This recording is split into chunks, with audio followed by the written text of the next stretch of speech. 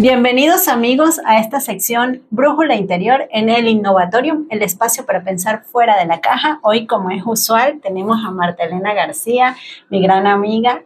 Bueno, venimos hoy con un programa muy especial para la salud, como venimos haciéndole desde el mes anterior, que fue el mes rosa, que por cierto estuvo espectacular. Bellísimo todo octubre, pero además bellísimo todo lo que pasó en la Caminata Rosa, fue lindísimo. La Caminata Rosa fue una experiencia maravillosa, que realmente pues valió la pena hacer ese esfuerzo y ayudar a todas esas personas que están pasando por esa enfermedad.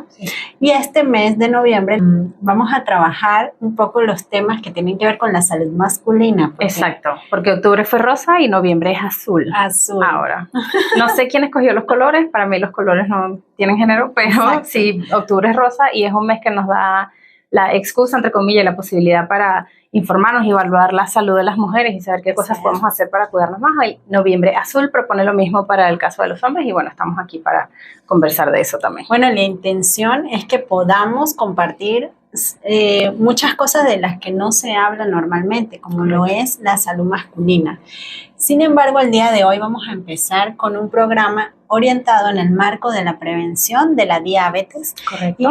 Y todo lo que tiene que ver con esto. Y es que el 14 de noviembre, por lo general, la Organización Mundial de la Salud celebra el Día de la Diabetes. Que en estos días estuvimos en una conversación que no debería ser el Día de la Diabetes porque no tiene correlación celebrar una enfermedad, pero sí de repente la prevención de la misma. Sí, es que creo que una cosa que está como quizás confusa o malentendida con estos días internacionales o días mundiales es que no son días de celebrar, sino que son días de acción global. ¿Sí? Por eso la Organización Mundial de la Salud, la ONU, proponen fechas específicas para poner sobre el tapete, visibilizar, darle luz a problemas o situaciones que afectan al ser humano, ya sea por salud, por cuestiones económicas, por cuestiones de dinámicas sociales y concientizar un poco sobre ese tema. Entonces, por supuesto que no vamos a celebrar la diabetes, no la vamos a hacer ni a alguien que esté sufriendo de diabetes, pero sí vamos a poner el día de hoy, en el programa de hoy, el foco en qué es la diabetes, cómo podemos prevenirla, cómo la mira la medicina china desde una perspectiva oriental y qué cosas podemos hacer para no sufrir por ella. Exactamente, y bueno, sin más preámbulos, pues vamos a comenzar hablando un poquito sobre lo que es la diabetes y cómo afecta a las personas, a ellas y a su entorno familiar también. Sí. La diabetes es una enfermedad crónica que afecta la manera en la que el cuerpo utiliza la energía que toma de los alimentos y la convierte en energía para que el cuerpo funcione, ¿sí? Que es lo que conocemos como glucosa. La glucosa es lo que es el nivel de azúcar en sangre. Mucha gente tiene la confusión de que la sangre es la insulina. Y no es así. La insulina juega un papel muy importante en cómo el cuerpo procesa el azúcar o la glucosa. La insulina es una hormona. Y la insulina lo que hace es hacer que, como ella es la que abre la puerta en los músculos y en todos los tejidos de nuestro cuerpo para que la glucosa pueda entrar. ¿Qué pasa con la diabetes? Que el cuerpo produce mucha glucosa o consume mucha glucosa, porque el cuerpo no produce glucosa por sí solo. Exacto, sino que la consume. Sino que la consume y entonces la diabetes lo que hace es que desregula la insulina y entonces queda muchísima sangre flotando como nuestro torrente sanguíneo y por ahí vienen los problemas. Sí, para aclarar un poquito para los que nos están escuchando, estamos conversando sobre la acción global para la prevención de la diabetes con Marta Elena García. Y es importante tomar en cuenta, ¿verdad?, que la insulina, por ser una hormona, ella se produce para poder captar esa glucosa que hay en sangre. Entonces, Entonces, lo que hace la diabetes es que nuestros niveles de insulina estén bajos y por ende nuestros niveles de glucosa o de azúcar van a aumentar. O sea, deberían estar en equilibrio. Deberían estar en equilibrio. Existen dos tipos de diabetes. La diabetes tipo 1, que es una diabetes, una enfermedad de tipo autoinmune, es una cosa básicamente con la que se nace, podríamos decir. Normalmente se puede diagnosticar a edades muy tempranas porque los niveles de azúcar están descontrolados desde el principio, pero solamente como el 5 o el 10% de la población mundial sufre de diabetes tipo 1. El 90% de las personas que sufren de diabetes sufren de la diabetes tipo 2, que es la que está relacionada con los hábitos. No solo alimenticios, como solemos creer, porque la gente piensa en diabetes, azúcar y entonces de una vez lo achacan que, bueno, es que él o ella come demasiados carbohidratos, come no sé qué, y bueno, sí tiene que ver con la alimentación, por supuesto, pero no solamente con hábitos alimenticios, sino también con nuestros hábitos y dinámicas sociales y emocionales, sobre todo. Entonces, la diabetes tipo 2 es una enfermedad que se desarrolla, ¿sí? Porque, de nuevo, tiene que ver con los hábitos, ¿sí? Okay. Entonces, muchos años de hábitos sostenidos que no son los mejores para mi cuerpo, para que todos mis sistemas estén regulados, desarrollan o hacen que pasen un montón de cosas. El hecho de que produzcamos poca insulina en el cuerpo, que es lo que hace que la glucosa se suba y haya demasiada azúcar en sangre, termina provocando problemas coronarios, muchas enfermedades del corazón, el famoso glaucoma, el famoso pie de diabético, son cosas que no pasan de la noche a la mañana. No es que yo un día me desperté y tengo diabetes. Probablemente era prediabético durante años, pero no lo sabía. El cuerpo va dando avisos. ¿Cuáles serían esos avisos que las personas tienen que tener en cuenta, Marta, para que sepan, oye, tengo algo que hacer con esta diabetes, con esto que me está pasando? Esto es muy interesante porque el cuerpo está todo el tiempo dando avisos y nosotros estamos todo el tiempo ignorándolos. Es algo que nos pasa mucho, ¿no? Entonces, por ejemplo, antes de la diabetes, que hay mucha gente que es diagnosticada como prediabéticos, ¿sí? Unas cosas que son muy comunes en el cuerpo es, por ejemplo, el famoso temblor de párpado, que la gente dice es estrés. Que hay un filtro y todo. Y un filtro de Instagram. Hay un sticker que a mí me encanta en WhatsApp, que es un perro que le tiembla los ojos. Sí.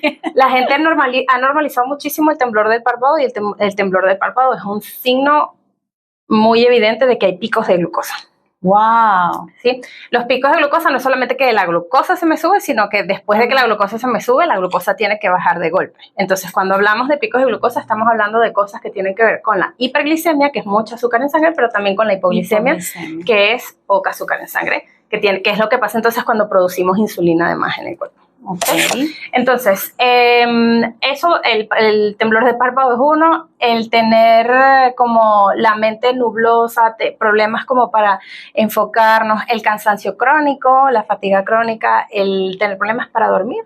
Normalmente indica que hay un proceso de picos de glucosa en el cuerpo que se está repitiendo un montón y que no nos damos cuenta o que simplemente lo ignoramos. Que a veces lo relacionamos quizás con que tomé café en la tarde, o que de repente no puedo dormir porque estoy muy preocupado, el estrés, y resulta que puede ser la glucosa. Que puede ser casi siempre, tiene que ver con la glucosa, porque incluso el café puede detonar un pico de glucosa en el cuerpo dependiendo de cómo me afecte el café a mí, ¿sí? Una de las cosas que plantea la medicina china sobre la diabetes, el planteamiento general sobre la diabetes es que la diabetes viene o está situada en el elemento tierra de la medicina china, que tiene que ver con órganos del sistema digestivo, en donde están el estómago en primer lugar, pero también el vaso y el páncreas, ¿sí? Okay. En la medicina china el vaso-páncreas se toma como un solo sistema, no como dos órganos separados, sino como uno solo. Y como ya hemos hablado en otros programas, lo primero que afecta porque agota al páncreas es la sobrepensadera. ¿Sí? Nuestro cerebro y la pensadera. Nuestro cerebro y la pensadera, todas las cosas que tienen que ver con obsesiones, que mucha gente cree que la obsesión es patológica. En algún grado sí, pero la obsesión que se traduce en sobrepensar, como que me quedo pensando todo el tiempo en la misma situación, en el mismo problema, en la misma persona, eso es una manera de manifestar obsesión según los chinos, y eso hace entonces que mi páncreas y mi vaso se debiliten y entonces el sistema hormonal que debe ser regulado por el páncreas, como por ejemplo la insulina, entonces esté toda... ¡Wow! Quiere decir que las personas que sobrepiensan realmente tienen que tomar acciones. Tienen que tener mucha prevención en otros ámbitos de su vida para que el asunto de la glucosa no se vuelva un problema. Porque es que esto es solo una de las cosas que lo afecta. Si yo recargo mi sistema digestivo de frituras, de lácteos, de carnes rojas, de cualquier cosa en exceso, porque no estoy diciendo que las frituras, los lácteos o las carnes rojas son malas, pero cualquier cosa en exceso le da más trabajo a mi elemento tierra. Entonces, por un lado, energética y emocionalmente lo estoy afectando con la sobrepensadera, por el otro lado, lo estoy recargando y lo estoy agotando más por una alimentación que no está balanceada, y entonces eso hace que mi sistema hormonal esté completamente saturado y venga cualquier desorden que puede estar relacionado con problemas que lleven a la diabetes o con cáncer, como estuvimos conversando durante el mes. Bueno, y que iremos conversando en otros programas también. Correcto. Porque realmente, por lo que puedo inferir acá, es que nosotros lo que tenemos es que buscar mantener buenos hábitos. Correcto. Uno de estos hábitos quiere decir que nosotros debemos como que primero concientizar que algo está pasando, ¿sí? Y ver estos digamos, estas señales que estás comentando, y que de una u otra forma pues tenemos que buscar la manera de generar acciones que no permitan que lleguemos a un punto donde ya no haya vuelta atrás, porque la diabetes tipo 1 es como lo dijiste. Digamos, no fue mi culpa, entre comillas. No fue mi culpa y nací así.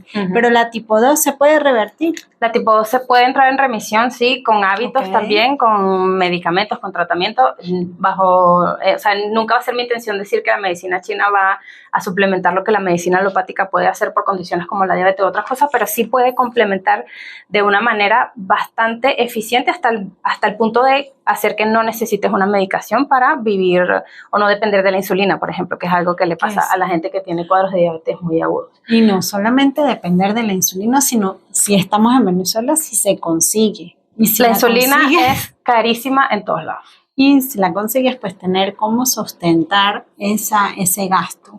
Exactamente. La medicina china, como desde su naturaleza preventiva, una de las cosas que hace no es como que solamente haz 1000 cosas para no enfermarte, es que el tener una cultura de prevención en la salud te pone en tus propias manos el poder de gestionar tu salud, tu bienestar, el estado de tu cuerpo, el estado de tu mente, el estado de tus emociones, y eso hace que entonces yo tenga autonomía y agencia sobre mi propio cuerpo y yo sea completamente dueño de las decisiones que tomo sobre mi cuerpo, pero para eso tengo que tener un nivel de conciencia que me lleve, y un criterio que me lleve informado, por supuesto, que me lleve a tomar las mejores decisiones para eso. ¿Cuáles serían las recomendaciones desde la medicina tradicional china? Bueno, yo les traje hoy un compendio o una unión que hice de las cosas que recomienda la medicina tradicional china y también unos trucos, vamos a llamarlos de esa manera, que fueron desarrollados por una doctora bioquímica francesa que se llama Jessie Inchauspé, y ella es una persona muy joven que se ha dedicado a estudiar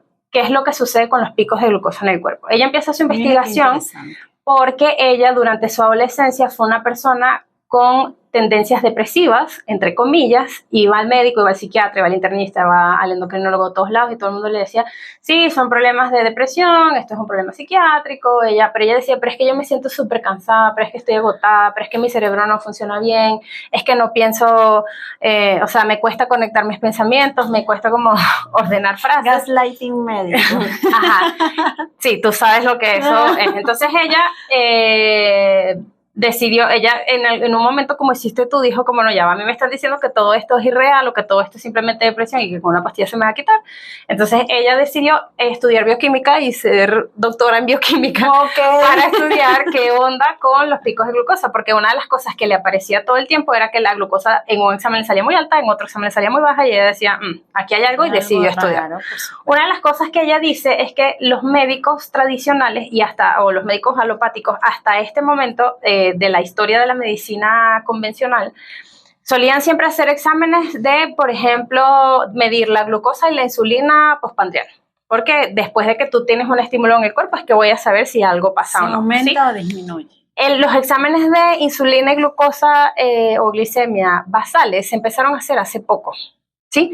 Basales, para los que no saben, es en ayunas, ¿sí? Que yo me levanto y sin haber comido absolutamente nada que altere como que mi química, voy y me hago un examen, y en este caso lo recomendable es que después que te hagas el examen, comas, y después de comer te vuelvas a medir exactamente los mismos valores para ver qué sucede. Son dos pulladas. Bueno, porque son dos pulladas, sí, pero lo que el examen nos dice es extraordinario. ¿Qué es lo que pasa? Que al principio, cuando estos exámenes se empiezan a hacer, cuando la gente tenía la insulina y la glicemia basal normales, los médicos ya no pedían otros exámenes porque ya como está, daban por sentado que si lo basal estaba bien, lo postprandial también iba a estar bien y ya no necesitábamos más nada. Entonces, o hacían el postprandial y aparecía que los niveles estaban como se movían y se bajaban, pero estaban dentro del rango normal. Entonces, bueno, no tienes nada que preocuparte, no estás prediabético, no estás diabético, no tienes resistencia a la insulina, no pasa nada. Lo que ella descubre a través de sus estudios durante muchos años es que los picos de insulina suceden en todos los cuerpos, sin importar si estás prediabético, si tienes resistencia a la insulina, si estás diabético o no, todo el mundo tiene picos de insulina porque el cuerpo reacciona al azúcar, a estimulantes como el café de forma diferente. De hecho, ella dice que una de las cosas que ella descubrió es que a ella el café le resulta demasiado estimulante. Ella dice, a mí una taza de espresso me puede dar taquicardia. Bueno, esta mañana no me estás preguntando, pero una cliente me ofreció un espresso y yo, pues, por supuesto, que es café recién molido, y llegué a la oficina y le decía a Paola, yo me siento acelerada. Ajá. ¿Qué pasa cuando estás en ese nivel de acelere por una bebida estimulante? A mí en un tiempo me pasó con el té verde, ni siquiera tiene que ser una cosa como el té verde café. es otra cosa. Sí, bueno, para ver el té verde es todo lo contrario. A mí el té verde me llegó a dar taquicardias en una época. Imagínate.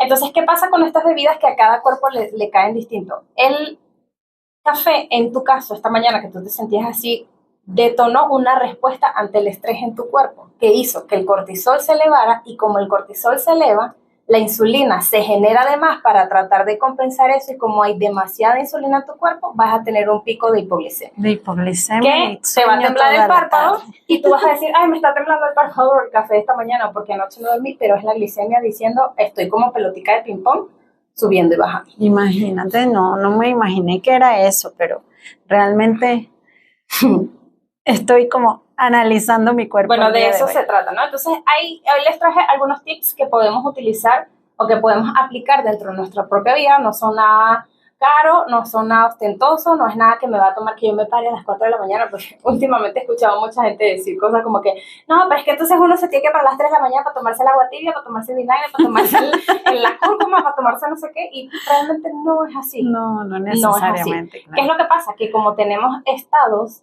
de fatiga crónica en el cuerpo, pensar pararnos un poquito, una hora antes de lo que normalmente nos paramos es misión imposible, ¿no? Entonces vamos a compartir unos tips que nos van a ayudar a que las cosas vayan mejorando, relacionadas específicamente con la alimentación, que no es lo único que puede provocar tendencias a la diabetes en el cuerpo. Pero Correcto. Vamos a concentrarnos en la alimentación en este momento.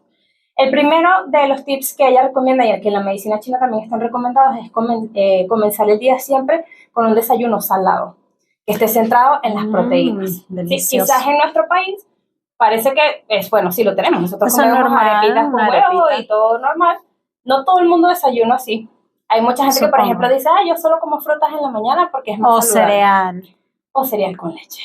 El cereal con leche, que es una cosa deliciosa y que mucha gente ama el cereal con leche a morir, realmente es solamente azúcar y grasa.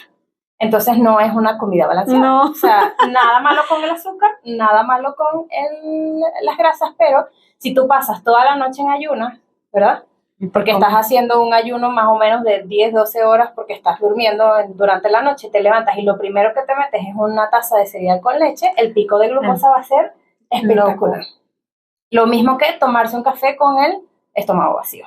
Ay, no, Marta. I'm sorry. Pero es la verdad, sobre todo si el café te afecta de esa forma, lo que va a pasar es que tú, toda la respuesta de estrés que eso detona en tu cuerpo va a ser que la insulina se suba y entonces hayan picos de glucosa porque o se va a subir o se va a bajar. Oh my gosh. Eso va a pasar. Entonces, un desayuno salado, pero que además esté como centrado en las proteínas y que haya fibra. Otro de los tips que esta doctora conversa es que siempre deberíamos comenzar todas las comidas, las 3, incluso las meriendas, con vegetales. ¿Sí? A mí alguien me dijo, pero tú eres como rara, te comes la comida como por partes. Ajá. Pero yo usualmente primero me como las ensaladas o los vegetales y después lo demás. Bueno, esa es la sabiduría, esa es la brújula interior. La sabiduría del cuerpo. Pero yo dije, bueno, seré rara, pero siempre me lo como así. Entonces, los vegetales, las lechugas, el brócoli, las berenjenas, los vegetales en general son solo fibra. La fibra de por sí no tiene una carga alimenticia, es decir, la fibra me va a dar vitaminas o la fibra, hay algunos minerales y cosas así, pero la fibra básicamente es un alimento que nos ayuda a crear como una capa en el intestino, como una alfombra en el intestino que va a hacer que todo lo que caiga después no entre directo al torrente sanguíneo. O sea, que las azúcares y los carbohidratos que yo me voy a comer después van a tener algo que les va a hacer una barrera allí porque al intestino le va a costar más procesar la fibra de los vegetales que, por ejemplo, la grasa de un queso. Y entonces el impacto de la glucosa, de los azúcares o los carbohidratos que yo me como va a ser mucho menor. Excelente, eso es lo que llaman como la prevención del intestino permeable y toda esta cuestión. Exactamente. Super. Entonces el orden es importante. Mucha gente tiene la teoría y dice como, bueno, yo me como la fruta primero. La fruta es toda la glucosa que puede producir una planta está en la fruta, en una fruta. Claro. ¿Sí? Claro que hay fibra, porque la fibra es lo que hace que las estructuras anatómicas se sostengan. Entonces, siempre lo mejor o el orden correcto para evitar picos de glucosa es consumirla al final de las comidas. La fruta al final, la fibra al comienzo. Exactamente. Desayunos salados. Enfocados en la proteína. Entonces, el orden correcto sería vegetales primero, después de los vegetales las proteínas y las grasas, que por ejemplo si estamos haciendo un desayuno, a mí me gusta en la mañana saltear por ejemplo unos calabacines. Salteo los calabacines, vuelta y vuelta, aceite de oliva, sal y pimienta, me como eso primero, después me preparo un omelette de 2 o 3 huevos, dependiendo de cómo esté el día ese día, y a eso le pongo queso, o le pongo requesón, o le pongo yogur aliñado, entonces ahí ya tengo las proteínas que están en el huevo y las grasas que están en el queso, en los lácteos, pues en general, o en el yogur. Y si quiero comer y me provoca comer algo más, o por ejemplo, si quiero comerme una arepita, un pancito o casabe, por ejemplo, me lo como al final, o cuando ya me esté terminando la proteína, porque mucha gente dice, pero me como el huevo y la arepa sola. No necesariamente tiene que ser así, pero puedes darle las fibras y un poco de proteínas primero al cuerpo y después los carbohidratos. Correcto. Pero la recomendación de esta autora es no comer nada dulce en el desayuno. Ah, bueno, ahí voy bien. Café con leche está bien, pero preferiblemente sin azúcar. Sin azúcar. Sí. El café se toma sin azúcar, si no, no es café. Exactamente. ¿Por qué esto en el desayuno? Porque en el desayuno es lo que va a decir, bueno, comimos, no hubo picos de glucosa, esta es la tendencia que vamos a mantener durante el día. Si yo me como un montón de azúcar en el desayuno y tengo un pico hipoglicémico y después porque todo lo que sube tiene que bajar, va a haber un pico hipoglicémico, entonces durante todo el día, sin importar lo que coma, voy a andar en ese ritmo de pelotita de tiempo. ¿Sí? El siguiente tip es uno que ahorita está como muy viral y muy famoso, que es el consumo del vinagre. No sé si has escuchado. El vinagre de manzana es el que yo consumo. Vinagre de manzana, vinagre balsámico podría ser también, o podría ser simplemente vinagre blanco, porque al final el asunto o el boom con el vinagre es el uso del ácido acético en el cuerpo, ¿sí? Que tiene influencia directa en condiciones como el hígado graso, los triglicéridos altos, niveles de obesidad y los niveles de insulina altos producidos por las cosas que ya hemos estado hablando.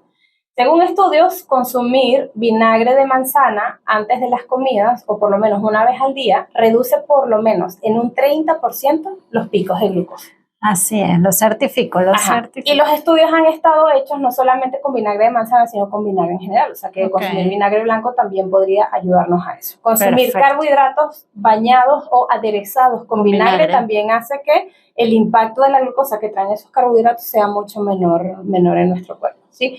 ¿Qué es lo que hace el ácido acético? Inactiva temporalmente la enzima que transforma los carbohidratos en glucosa, y entonces al intestino le da chance de procesarlos y mandarlos al tracto digestivo para sin que no haya necesidad de que el intestino agarre toda esa y que entre al torrente sanguíneo la glucosa que traen esos carbohidratos. Ok, ¿algo más?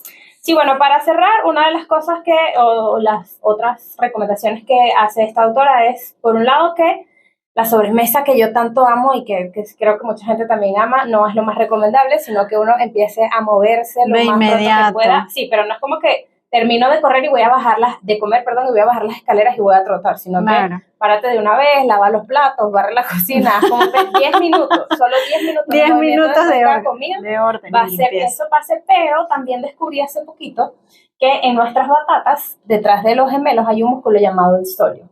El solio es un músculo que traga glucosa. ¿En serio? Entonces, el día que anden por ahí con ganas de comerse su torta de chocolate, que es completamente válido, cómanse su torta de chocolate y si no pueden salir a caminar a lavar los platos porque están en un lugar reunidos con un amigo o lo que sea, empiecen a hacer como flexiones de batata, ¿saben? Como este ejercicio de mover el pie así para que la batata se mueva y eso va a hacer que ese músculo se trague toda la glucosa y bajemos el riesgo de un pico de glucosa. Y lo mejor que puede pasar es que tonifiquemos las piernas. Me encanta ese Y bueno, ya por último, la recomendación de siempre es vestir o disfrazar los carbohidratos, que es que, por ejemplo, si te quieres comer tu torta de chocolate, no te la comas sola, podrías comerte algo de vegetales antes, pero a veces uno no se va a comer un brócoli. No lo vamos a hacer. Pero lo que sí puedes hacer es comerte un poquito de yogur, por ejemplo.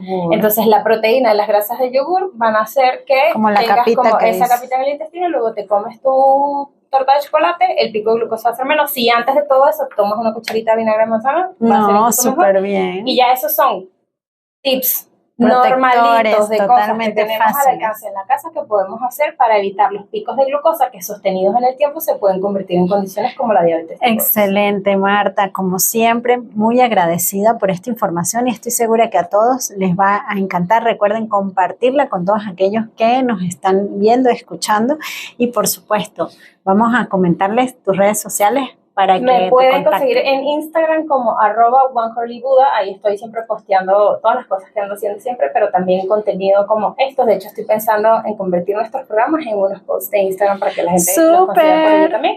Y para cuestiones terapéuticas pueden contactarme al 0412-750-0150, por ahí pueden preguntar lo que quieran. Excelente. Muchas gracias, Marta, por acompañarnos el día de hoy. Bueno, a todos ustedes, gracias por su sintonía. Nos vemos.